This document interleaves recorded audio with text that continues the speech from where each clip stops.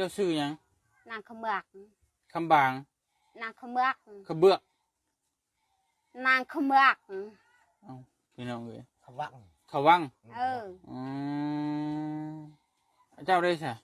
เขานี่ชื่อหยังเราฉากชื่อสร้างจักปีแหละเจ้าอายุจักปีเฮานี่แมนอะเท่า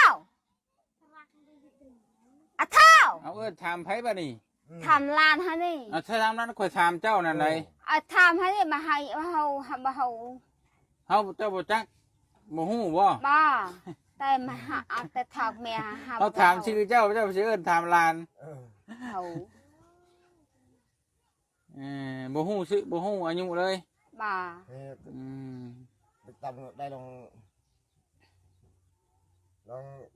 20 ปีไปเนาะ20 ปีมันบ่แม่น20 ปีน่ะกว่าอีกบ้านได้50 ปีบ่ฮอดอัน50 ปีก็บ่ฮอดประมาณ30ปลายนี่แหละเจ้า50 ปลายไปนี่บ่จื้อดีบ่เดี๋ยวนี้บ่เฮาเจออะไรตายลูกเจ้าก็ได้บ่จดบ่เต็มไม่แน่บ่เจ้าได้ถามอยู่จักปีอ้ายเอานี่ถึงก็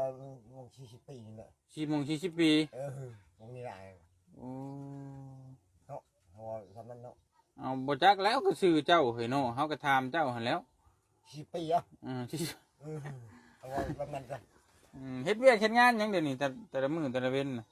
บ่ได้เฮ็ดเวียกเงินงานให้บ่ได้หาหยังสิสู่ลูกสู่เต้ากิน